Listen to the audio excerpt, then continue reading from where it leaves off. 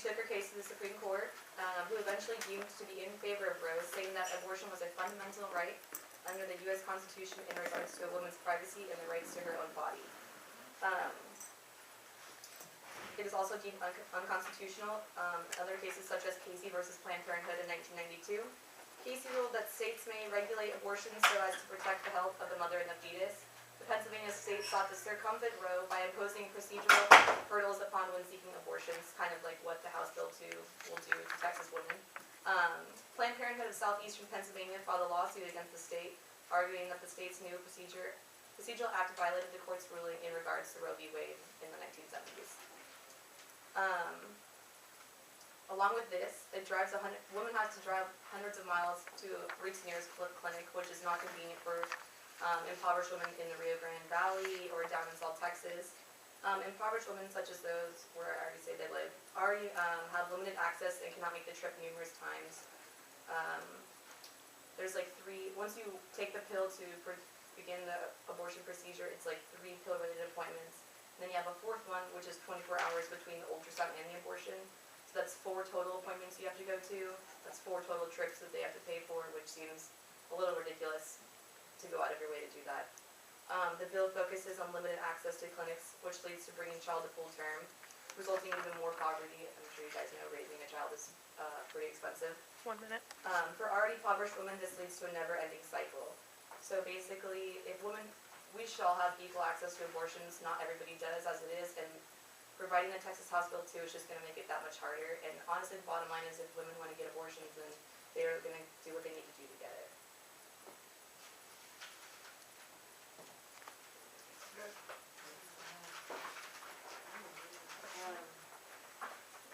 Stay up there, and then you stand up when you cross-examine. Okay, do you have any information on unsafe abortion rates in Texas, just solely? Solely in Texas? Yes. I don't have actual like statistics for you. Let me see. Currently not in 2004, so no. Okay, you mentioned them having limited access and that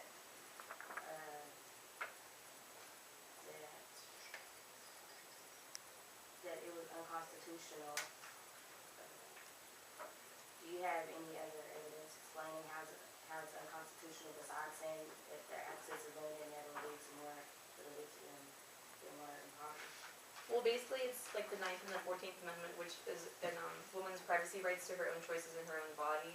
So not just that it'll lead to unsafe abortions, but it's just like a woman should have the right to choose what she wants to do, whether or not she decides to get the abortion or not. The bill isn't saying that she's not being able to choose, so what else? Well, if the bill restricts her access, it's probably going to have like a huge effect if she doesn't want to make the 4 trips, for instance, if she lives in like El Paso or something. So I think the bill and all is just like in Casey versus Planned Parenthood, it's imposing procedural hurdles which upon women seeking abortion, so it's just that much easier and it just has an effect on their decision. And that much harder. When you mentioned back alley abortions, what was that actually supporting? What were you using that? I was supporting restricting access to abortions, so like if women have to go that much farther to get them, they're probably going to take unsafe measures, like going to Mexico, purchasing unsafe drugs, stuff like that.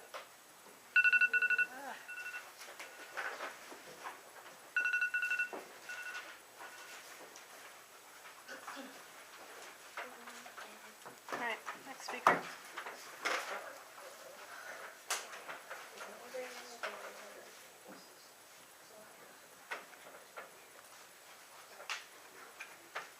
So the Texas House Bill 2 is all about making abortion laws in Texas underneath the same regulation and making all abortion clinics follow the exact same rules and abortion doctors follow the same medical procedures. Included in this bill is that abortion doctors must have admitting rights to a hospital within 30 miles of there that allow them to send their patients there. That is going to cause a lot of abortion clinics to shut down in Texas just because hospitals don't really have an incentive to let these people admit to their hospital. So it's basically like you have to have the highest standards as a doctor so that they respect your practice enough to let you come into their hospital. Abortions after 20 weeks post-fertilization are prohibited because at that point they are considered a living being once they get to 20 weeks. Unless, of course, that the pregnancy is deadly to the mother or the child in itself. And in that case, abortion doctors are to go about the abortion in different ways than they would have if it was just a normal abortion, because they're going to try to preserve the life of that baby and keep their life going once they have exited the womb. The abortion-inducing drugs must now be administered by a doctor, meaning that that second pill can't be taken once you get back home. It has to be seen by a doctor to put into your system, so that way they know it's being used correctly and can't be passed off to just somebody else to try to do sketchy things in that. So that does mean separate doctor's visits. And there must be a follow-up appointment after, and all that included is 4 doctor's appointments. Doing this actually will make people start to think about what their abortion is and how they're going about this. Because if you have to take off that much time from work, is really having unprotected sex and things of that nature that important to you now. Introducing the bill to Texas is a way to make abortions more on par with medical procedures. Since the bill, abortion clinics were less medically up to par to the standards that are even required of veterinary clinics, and this comes from the Truth and Charity Forum and their discussion of medical standards, meaning that abortion clinics aren't even considered to be as respectable as a veterinary clinic would be.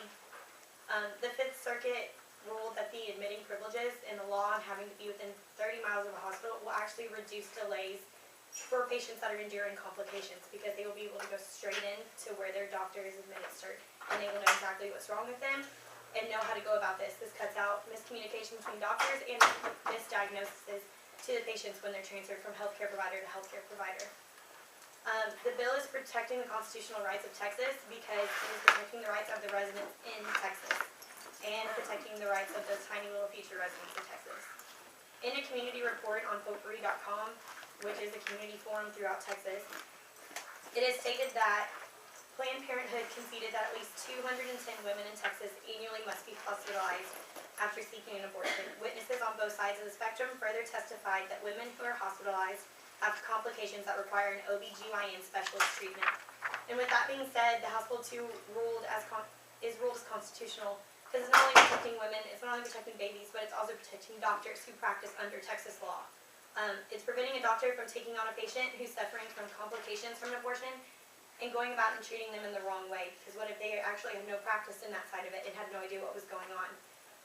According to the Merriam-Webster Dictionary, the definition of constitutional is of or relating to the system of beliefs or laws that govern a country or state, and of or relating to the health and strength of a person's body. So protecting those under the Texas flag is the main point of being constitutional. And another disadvantage to the Supreme Court reversing the House bill is that the bill being turned over is that we are giving the number of unborn babies a chance to rise again since we're not regulating the abortion clinics. It is projected that after the House Bill 2, abortions will go down from 1 in 2 to 1 in 3, which is a major decline when you actually start to think of the women doing it. Keeping the House Bill 2 active in Texas gives the states all the rights that they are given, and the Supreme Court overturning it takes away the rights, which is going against the exact definition of constitutional.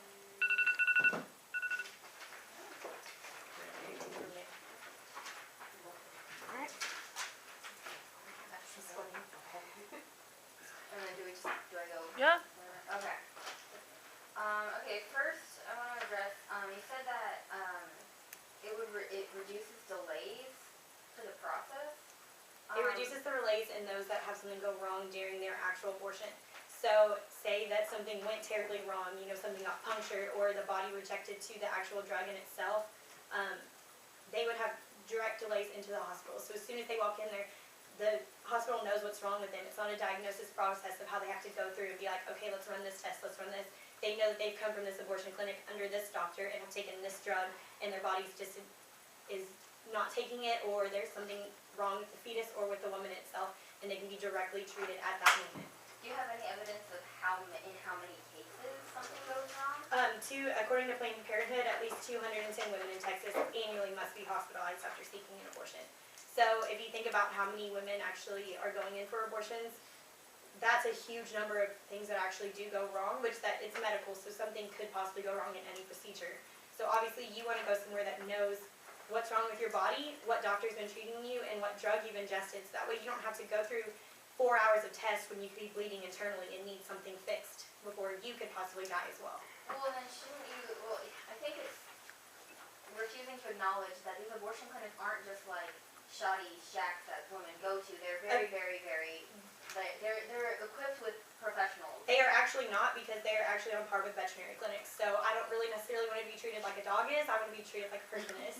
So of course I want this bill to stay intact, because I want, if it were to be me or a friend or a family member of mine, I want them to be able to be gone in and treated as if they are a human being in this abortion clinic and to be taken care of in the best way, and to know that there's a hospital within 30 miles of them or of myself that can actually take this into consideration and save my life and not do anything like that.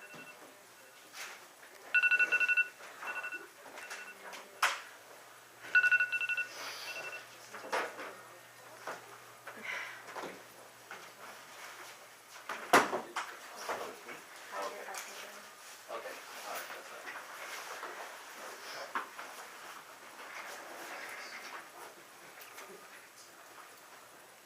Okay. 1 second. Oh, I'm sorry.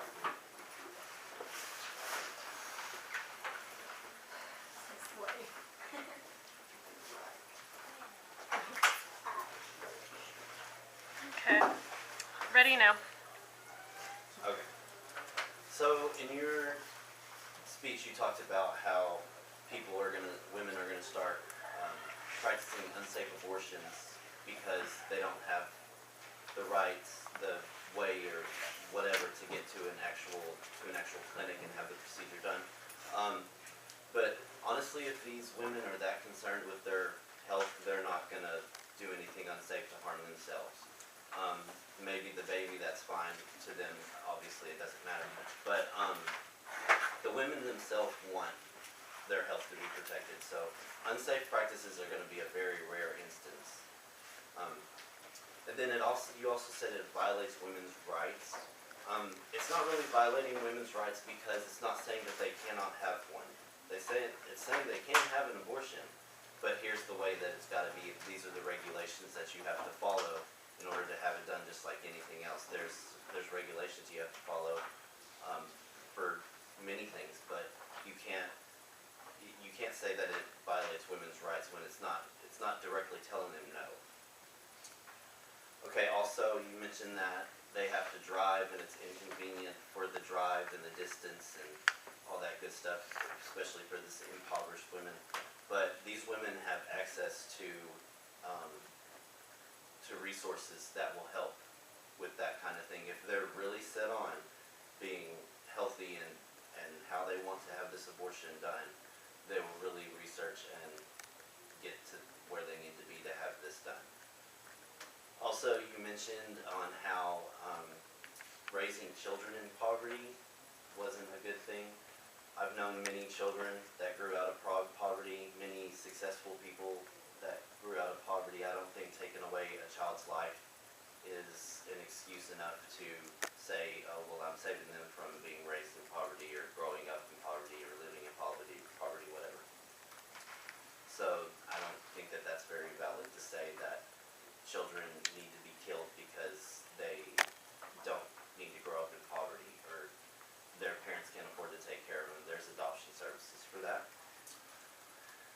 And also you mentioned how women need abortions. Women don't necessarily need abortions. Their bodies are made to be able to carry children. They don't absolutely need them. However, if they do need them, like I stated before, these women's rights aren't being violated in any way. They're just being regulated. And so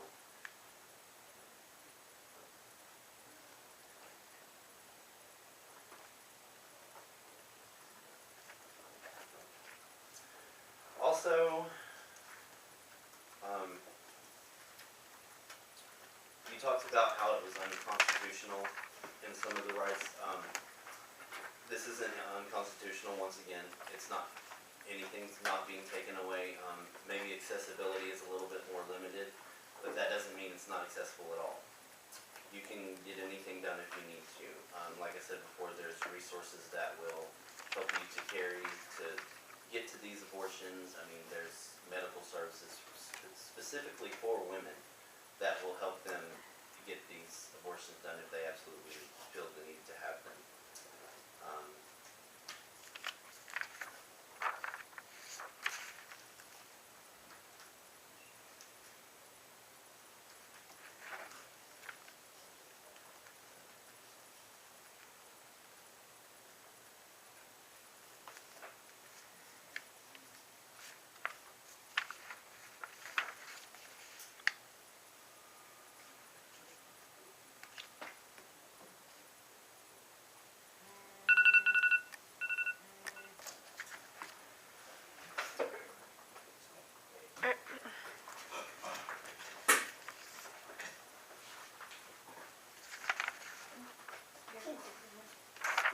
You're gonna fix it. Oh, that's what I thought, but. Okay. Alright. We still going, Ken? All that? Here, you're good.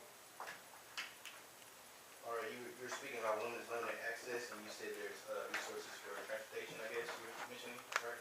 What resources exactly? Well, Planned Parenthood does services like that where they help transportation, Medicaid type expensive for children, especially for impoverished women. If you make the level of minimum income, you have those resources available. Medicaid will transport you back and forth to your doctor's appointments, whatever you need. Okay, you said, basically with the Texas House Bill too, you're saying they basically just have to follow, it doesn't go against their rights, it just goes against, like, I guess there's regulations to how they can go about doing abortions, right? That's what you're saying? You're stating, mainly stating that, right? Correct. Okay. Then how does it not hinder a woman's choice? Because you're setting them up to where they have to travel, go out of their way in order to reach an area to where they already had a decision to make I'm on an abortion. But now they gotta do three or four visits just to get it done, but then you're allowing time for them to, I guess, think. I guess give them time to think about what they're doing and stuff. How come they just can't right on just have that ability to just make that choice right then and there? Well, first off, I don't think hasty decisions are a good thing. Also, so I do believe, in my own opinion, that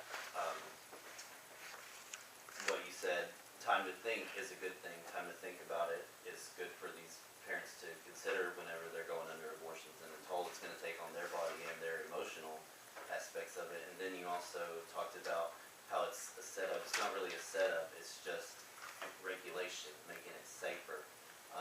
Kind of like Ashley said before, there's a lot of abortion clinics around that are to standards up to par with veterinarian clinics, and women don't want to be treated like dogs. So we're all for women's rights.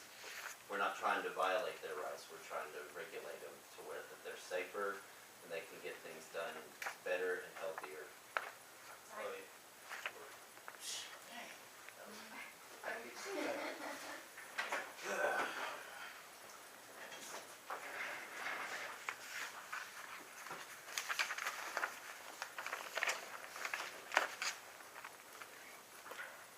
ready? One sec. Okay, ready now. So the first point that they made in their constructed was they talked about how abortion clinics under the new law would have to be within 30 miles of a hospital, which would essentially close down many of the clinics. So basically, this is going to close down all of the clinics. There won't be any clinics further south of San Antonio or further west of San Antonio. So basically, huge portions of the state are going to be hundreds of miles away from the nearest clinic, which is actually a really bad thing, especially in extremely poor parts of the state like the Rio Grande Valley. Also, over 50% of women that get abortions in the United States are below the poverty line, and a further 27% are at or just above the poverty line.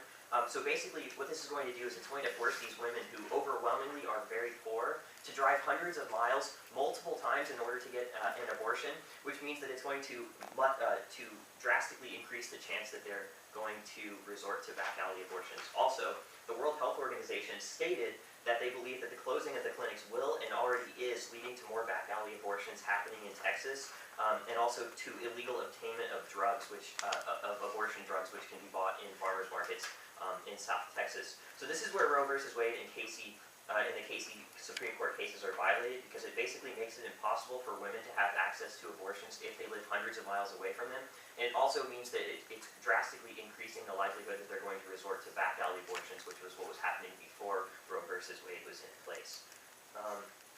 The next point that they make is they talk about how the bill is going to ban abortions happening after the 20-week period. However, the 20-week ban is not the problem with the bill, and we're not saying that that's the problem with the bill. The 20-week ban is not the unconstitutional part, and it's not the reason why the bill should be overturned. The reason the bill should be overturned is because it's making it extremely hard for women to have access to these clinics, basically making it impossible for these poor women to do so.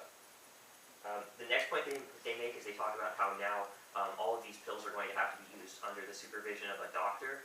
However, once again, as McKinley stated in the constructive, under this bill, women are going to essentially have to make 4 trips to these clinics, and when you live hundreds of miles away from a clinic, it's virtually impossible for poor women to travel 4 times to a clinic that is upwards of 300 miles away from their home in order to have access to an abortion. So once again, this is much worse than leaving these clinics open, which this ties into their next point, which is they say that these abortion clinics are basically only up to the standards of veterinary clinics. However, and they give this statistic about how 210 women are hospitalized every year from abortions in Texas. However, we have a statistic that shows that only 0.005% of all abortions that occur in these clinics already in the past require hospital care, which means that it's not necessary. If only 0.005% result in needing to go to the hospital, there's no reason why these clinics need to be within 30 miles of a hospital. Also, these clinics already are run by licensed care professionals, and they've functioned fine for decades ever since Roe v. Wade first made abortion legal in the first place. There's absolutely no reason why it's necessary for us to put these draconian measures in place and close all of these clinics down and essentially disenfranchise these impoverished women all across the state. Also, prior to Roe v. Wade being instituted, there were many, many more instances of injury and death as a result of abortions because people didn't have the ability to access these safe legal procedures. And this is already happening in South Texas. Women are buying these pills off the black market. Women are going to Mexico already. This is exactly what was happening before Roe v. Wade was put in place, and it's exactly what's happening now because it makes it virtually impossible for these women to have access to a safe and legal abortion, which is much better than the alternative of a woman trying to do it herself and hurting herself or dying.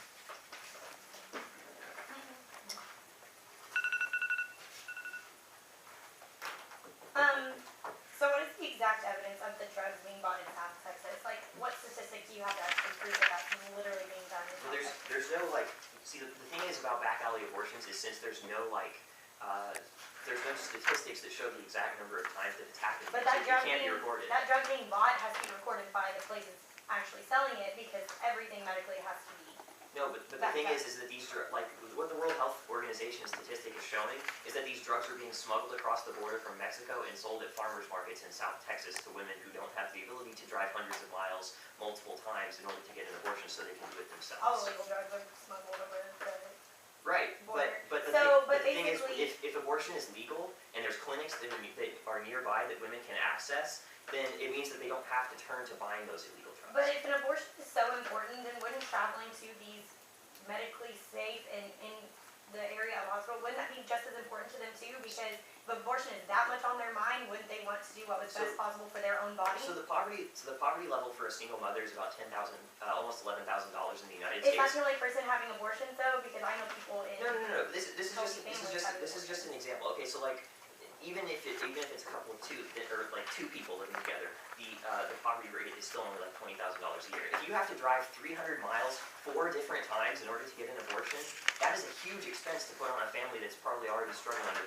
But if you know that you have to go in these 4 within a certain amount of time, because it's only a 24-hour waiting period between the first sonogram and the first time, and it's only a 24-hour waiting period between the 2 drugs, wouldn't they just stay there and not be making that trip? The problem here is that women, when faced with the option of either driving hundreds of miles 3 or 4 different times or buying a pill off the black market in South Texas, it's much easier, it's much faster, it's much cheaper for them to buy it off the black market, which in turn means that it's also going to be much more likely that they hurt themselves. But there is also the possibility that this new bill could actually lead people to having just safer sex and putting babies up for adoption instead of doing abortions because we know the risk of them now.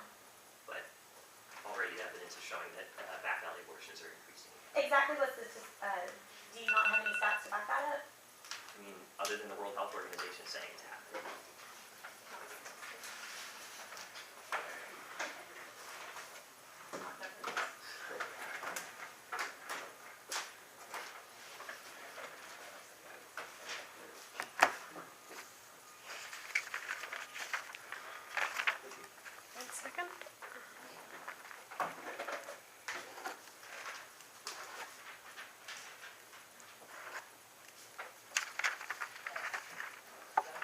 Sorry. Are you ready? No.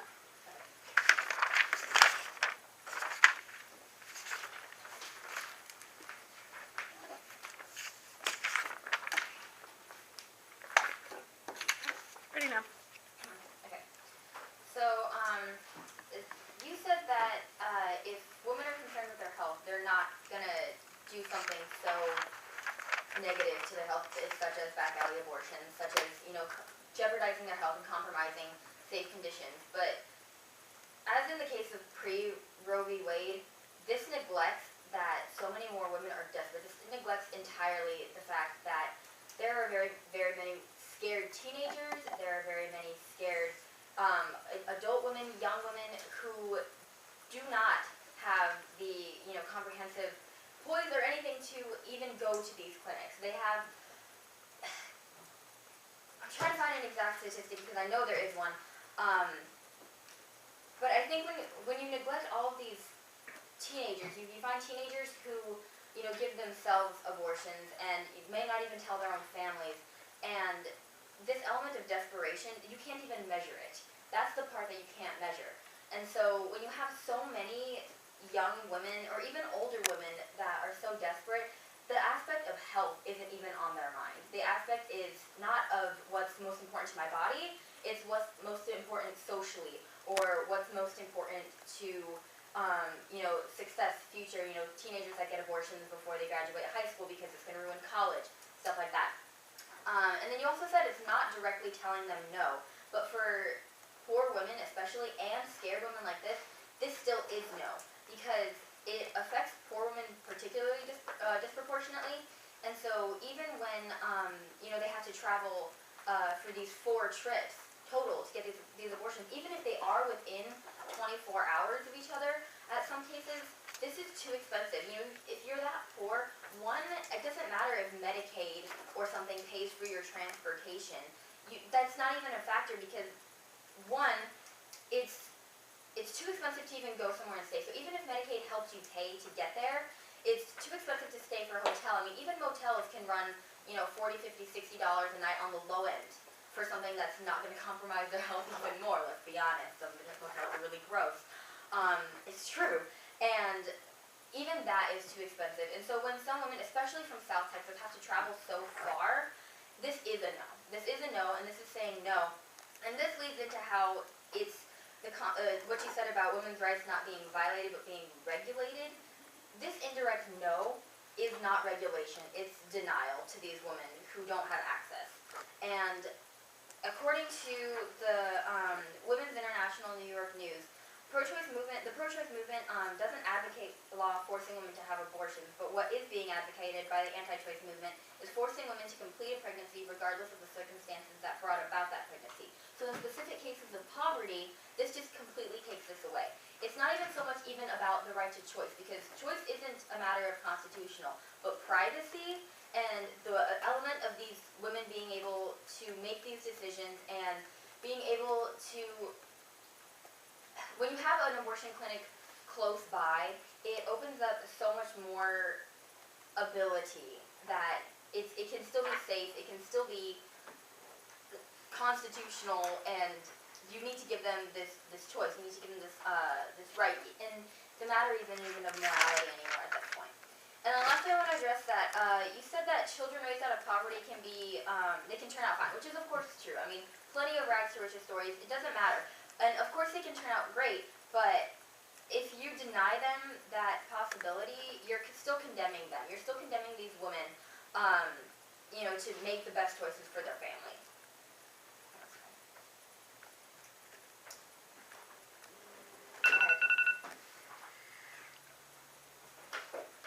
Alright, neg defense. Oh, we don't cross-examine Oh, here? does it, There's not one on the board, but I wasn't sure if we cross. no. Oh, we don't? Okay.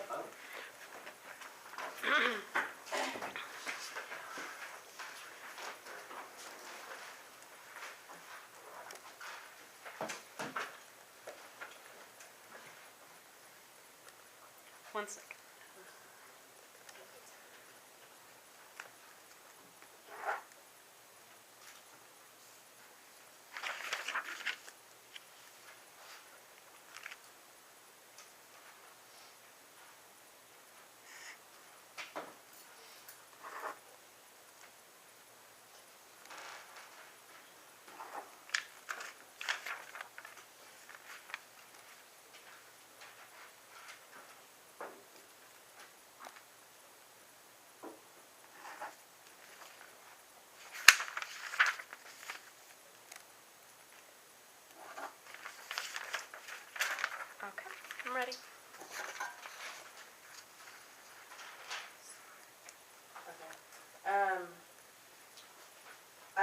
didn't agree with the repetitive statements about poor women not being able to pay for the abortions.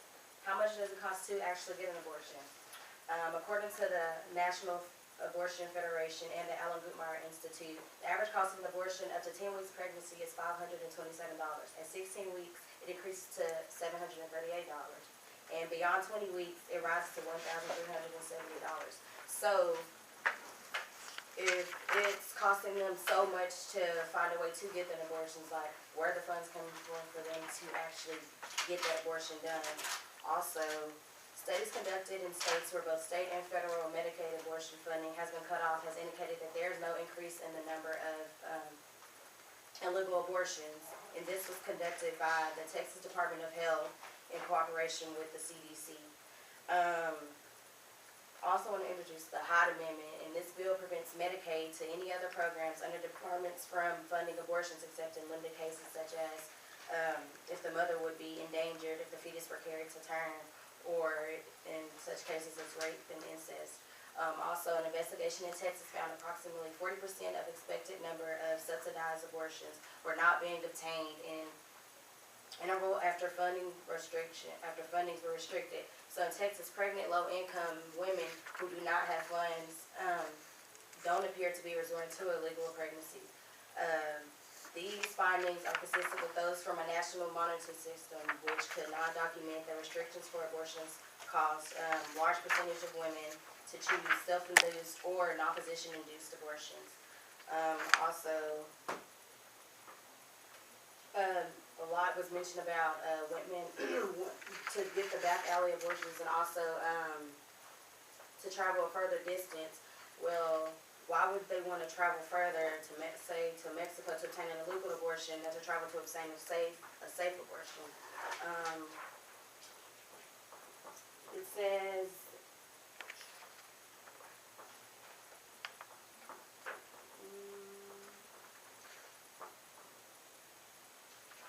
that I want to give a statutory definition of illegal abortion, and an illegal abortion destroys the vitality or life of child in birth or before, which otherwise would have been born alive, operating facility without license, failure to meet Board of Health standards, or failure to make reports to the Department of Health.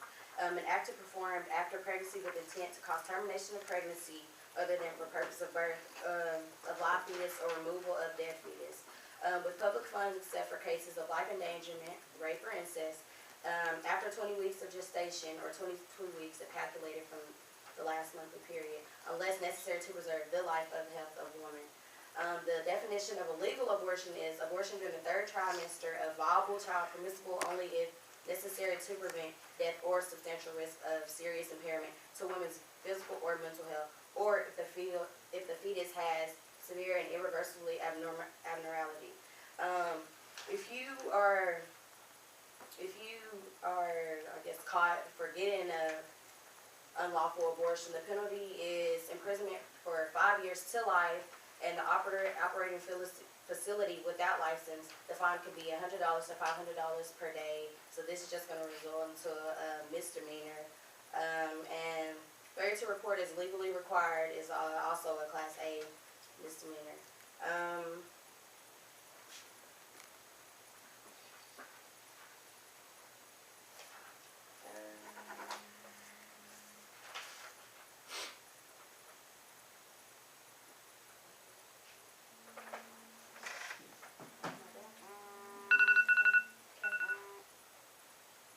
Is that it?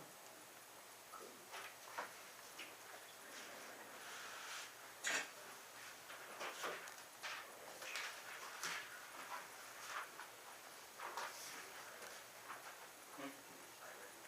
Sure.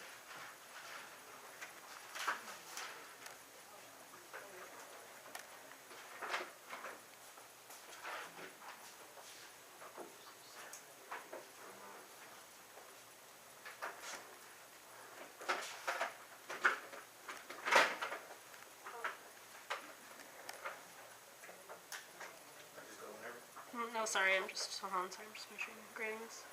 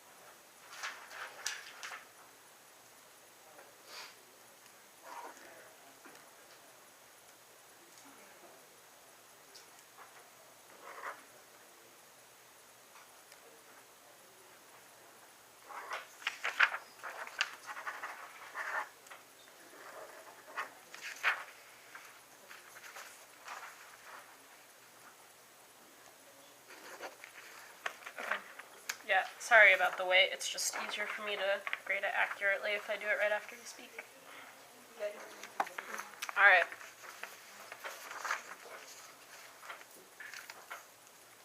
I'm ready whenever you are. Alright. We should win because our position, it really goes against the Roe versus Wade in the sense that it invades privacy. In the sense that, I guess you mentioned that it keeps being redundant about women, impoverished women, in a sense. It goes out of the way, it makes it more difficult for them to have an abortion. Or they lead to, they further go into unsafe measures in order to get what they want. You might say, oh, it's a mindset thing where it's like, sure, you want the best care, you want the safe care, and you want the right doctor and all that, but the right doctor might not feel comfortable with going about that procedure just because the regulations. Like, I guess the fully uncomprehended regulations, there was an article I found.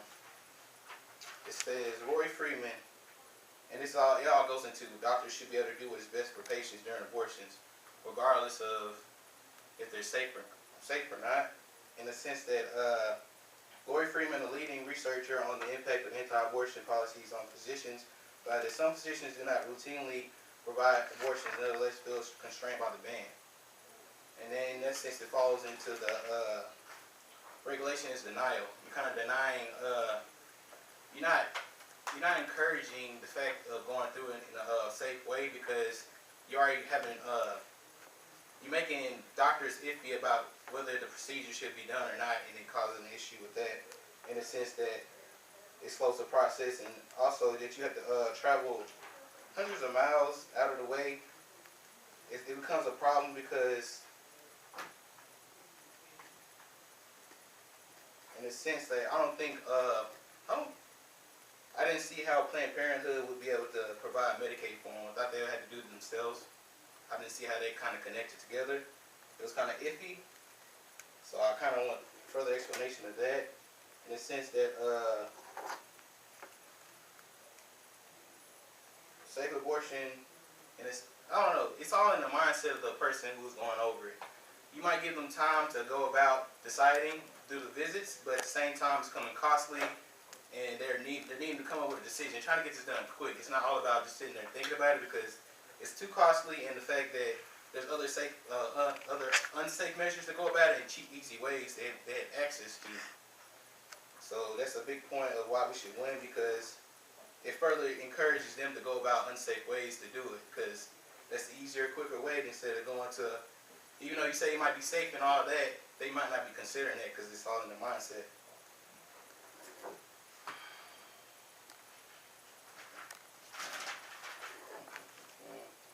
And women's rights, it seems like it does have issues with the privacy and the regulations and women's rights, women's choice, because it hinders, and it tries to hinder and go about making them do it a certain way when it's probably a more convenient and fortunate way of doing it, of going about doing an abortion. And it kind of sets them up to where it's like they're set up to have to go through this. Only way you can do is going through here and going through this way. There's illegal ways, but you'll be going to jail for it, but there's still like a percentage of what's going on, like the increase of abortion still going on, unsafe ones.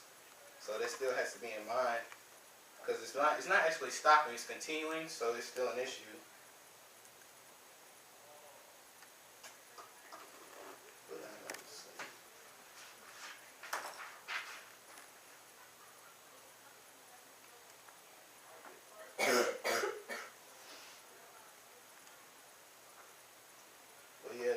Since back to the Roe versus Wade, it just speaks on how it's too broad. It goes broad enough to encompass a woman's decision whether or not to terminate her pregnancy, in the sense that people still go through ways of trying to hurt themselves, fall on their stomachs, and injure themselves in order to change it.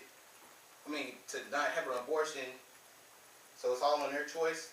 Because I don't really know how to go about this, but it just all plays in the role in how they go about it, because people still can get arrested for what they do, but the situations varies because they can fall and have an accident, but that won't be considered a illegal thing where they can get arrested for it.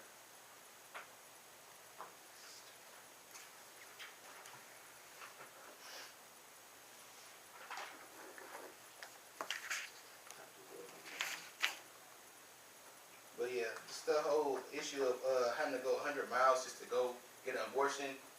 I guess you were saying how it goes like, oh, you really have to have the mindset to be like, if I go here, is it really worth it or not? To where it puts it in their head that it's how I'm trying to say this. You have to go miles and miles to do it in order to get it done when there's other ways to do it. Kind of going around in a circle now. I don't know what to say.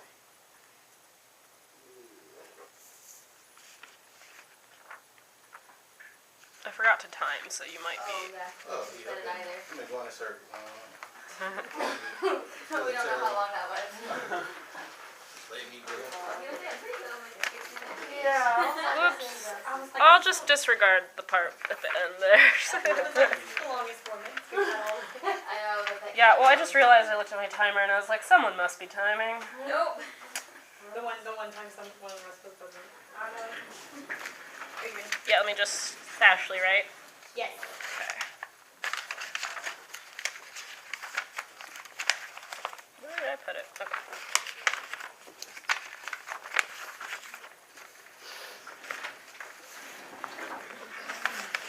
Okay.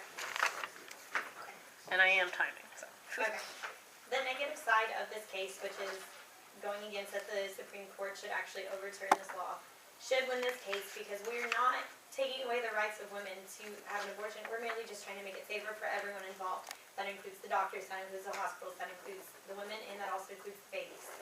Because life does begin at conception. So unborn babies are human beings with the right to live. And this was voted upon within Texas, which Texas, of course, we know is a Republican state, which is pro-life. So, of course, we're going to do what we can to actually protect those children who one day could grow up to be the next president or a doctor that cures cancer or anything, that you could be taking that right away from by letting this bill be overturned. Allowing abortions actually conflicts with the unalienable rights to life recognized by the Founding Fathers of the United States. And as stated in the Declaration of Independence, all men are created equal, that they are endowed by their Creator with certain unalienable rights, that among these are life, liberty, and pursuit of happiness. Abortion actually takes away from the unborn the unalienable right to life that the Founding Fathers intended for all human beings. So, looking at it by the fact that we are in Texas, we're always going to say pro-life versus pro-choice, and unfortunately, that is just because we live in a Republican state. Basically, what this is doing is making women realize that abortion can't be looked at as a form of contraception. So, there are ways to get birth control. There are places that give out free condoms all the time. Planned Parenthood is one. If you're on UNT's campus, you can actually join the condom club and get free ones. There are ways to get birth control to prevent yourself from having to go through the trouble of trying to get this abortion and trying to get there. Of course, there are gray areas to this, that sometimes rape and incest are involved. But unfortunately, there's not a differentiation between those two yet, because we are either a black or a white. We are not in that gray area yet. The Federal Unborn Victims of Violence Act was enacted, and it's quoted to protect unborn children from assault and murder. And that act also states that these unborn children are a member of the Homo sapiens. So they are, from the moment that they are conceived, are considered actually a human being. And 38 states have already passed that, similar fetal homicide laws. So it's no time before that's over all 50 states, which will actually limit abortions completely once that happens. So keeping this one, of course, it was brought to my attention that all these back alley appointment abortions are going to rise. But it also gives our generation, who have actually been a generation of pretty big change, to change abortions completely. To not make it some social faux pas that people think are great. Like, you don't want to tell your family that you're pregnant with a child. Do you really want to tell them that you had an abortion? Because honestly, either way of those, depending which side of the spectrum you're on, one of those has very horrible qualities to it.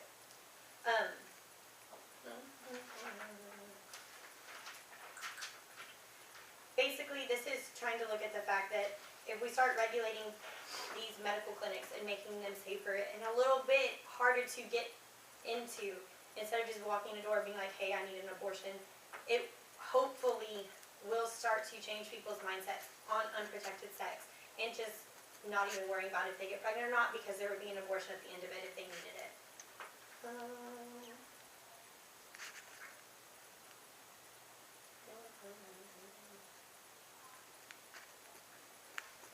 isn't really like a new thing either with the abortion. We're trying to decrease them because we're trying to decrease the number of babies actually killed. So as long as we keep making laws like this, yeah, of course, there's people that break every law. There are going to be people who break this law as well, but hopefully we can make them realize that how important it is to keep these intact and not reverse the law. Can you really talk in circles in that one too? Alright, good job everyone.